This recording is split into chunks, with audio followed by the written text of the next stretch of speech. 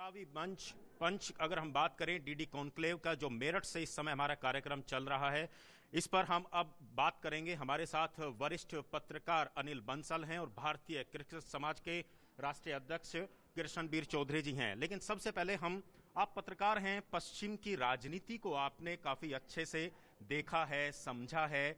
मुझे ये बताइए कि इस चुनाव के अंदर जो पहला चरण पश्चिम के इन्हीं इलाकों से होगा, क्या कुछ ऐसे मुद्दे हैं जो जनता के मुद्दे बन रहे हैं या बनने चाहिए? देखिए, जनता के मुद्दे तो पक्ष और विपक्ष दोनों के हिसाब से अलग अलग हैं। अगर आप जनता के नजरिए से बात करें तो जनता के लिए कानून व्यवस्था भी मुद्दा है और सांप्रदायिक दंगे भी मुद्दा है, महंगाई भी मुद्दा है, बेरोजगारी भी मुद्दा है और किसानों की समस्याएं भी मुद्दा है। लेकिन जिस राजनीतिक दल को जो सूट करता है वो उसको अपने एजेंडा में शामिल करके मुद्दा बना रहा है। तो जनता तो जो अपने हिसाब से तय करेगी। तो कुल मिलाकर जनता को सारी चीजें देखनी चाहिए। पिछले 5 वर्षों में क्या काम हुए, किसने काम किए, किसने काम नहीं किए, क्योंकि बड़े बड़े दावे और वायदे तो राजनीतिक दल चुनाव के समय में करते हैं। लेकिन आपने काफी कुछ लिखा है, अपनी पत्रकारिता के माध्यम से समझा है। आपको लगता है कि जो चुनावी पहले मुद्दे बनते थे वो क्या धरातल पर उतर पाते हैं? क्या उस समय में और आज के समय में कुछ बदलाव है, क्योंकि आज की जनता पहले से कहीं ज्यादा जागरूक है? नहीं, मैं ऐसा नहीं मानता कि पहले जनता जागरूक नहीं थी। जनता हमेशा ही जागरूक रही है। एक अच्छा जो संकेत है वो ये है, जो राज्यों में चुनाव कहीं भी हो रहा है तो उसमें जनादेश स्पष्ट आ रहा है। अब ज्यादातर कहीं कहीं जो छोटे राज्य हैं, जैसे 40 या 60 या 70 की विधानसभा है, वहीं हंग असेंबली के नतीजे आए हैं। और जो हमने पिछले 15-20 सालों में परिवर्तन देखा है, अब जनता जिस भी दल को देती है समर्थन तो उसको एक तरह से स्पष्ट बहुमत के साथ ये बिल्कुल, ये तो हमने कम से कम उत्तर प्रदेश के अंदर भी हमने देखा, कई राज्यों के अंदर देखा।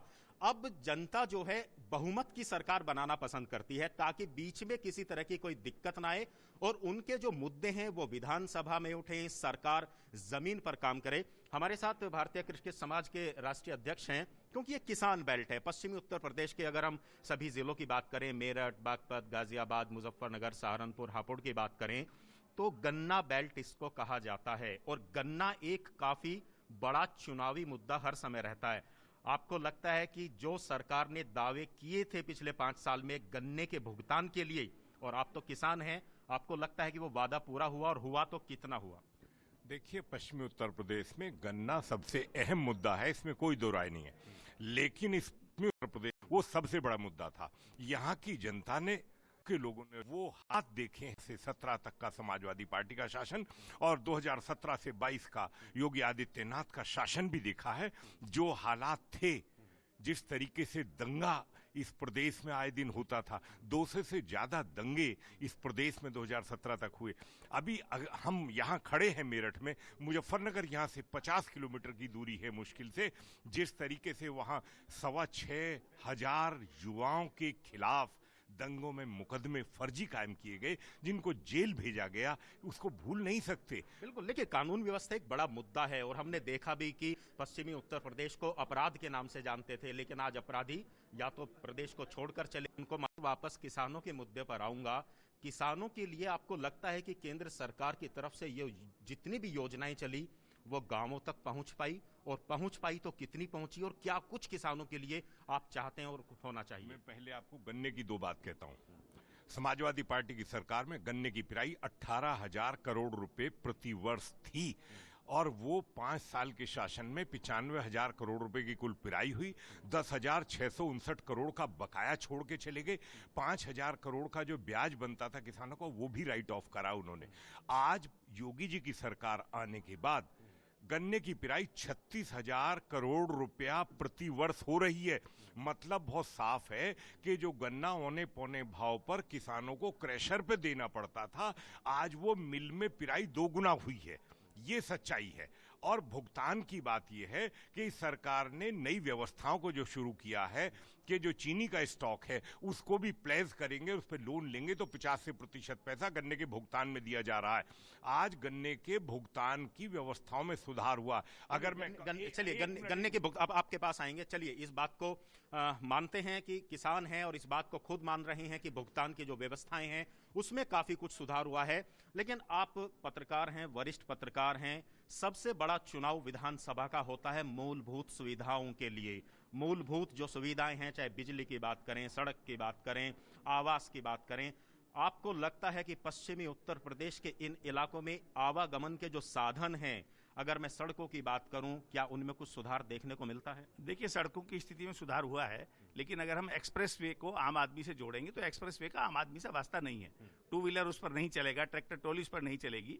तो हमको आम आदमी के बारे में सोचना है, उसके रोजगार के बारे में सोचना है, उससे महंगाई से त्रस्त अगर हम दूसरी बात करें, आप पहले देखिए कनेक्टिविटी की सबसे बड़ी बात आती थी। पश्चिमी उत्तर प्रदेश कनेक्ट पूरब से नहीं था, गंगा एक्सप्रेसवे बन रहा है, मेरठ से आप सीधे करनाल जा सकते हैं। एक दूरी जो कम हुई है, क्या आपको लगता है कि ये चुनावी एक मुद्दा जैसे पहले बनते थे पूरे नहीं होते थे, लेकिन अब जो चुनावी मुद्दे बनते हैं पूरे होते हैं? मैं ये नहीं मानता कि सड़कें कोई एक ही सरकार बनाती है। हर सरकार सड़क बनाती है। जिस करनाल सड़क की आपने बात की, ये सरकार पहले से अखिलेश यादव के टाइम में चालू हो गई थी।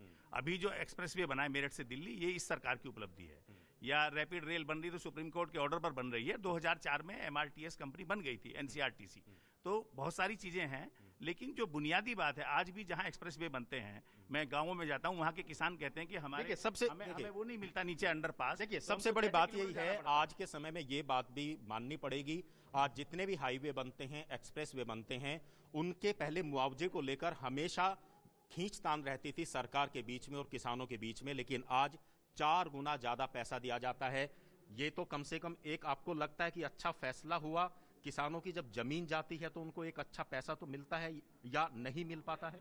ये सच्चाई है कि इस सरकार के, मोदी सरकार के बनने के बाद ये तय कर लिया गया कि सभी किसानों को सर्किल रेट का 4 गुना मुआवजा दिया जाएगा, और वो दिया जा रहा है। आज कहीं भी ऐसी कोई शिकायत नहीं है कि जमीन के सर्किल रेट का 4 गुने से कम कोई मुआवजे की बात नहीं है, सबको दिया जा रहा है। एक बात मैं कहूंगा कि पश्चिमी उत्तर प्रदेश नहीं, पूरे उत्तर प्रदेश की बात है। बिजली की जो दुर्गति इस प्रदेश में रही है, पहले 4 घंटे मुश्किल से बिजली आती थी किसानों को गांव में, और आज 18-20 घंटे बिजली आ रही है। शहरों में तो 22-24 घंटे आ रही है। ये बिजली बहुत बड़ी जरूरत है।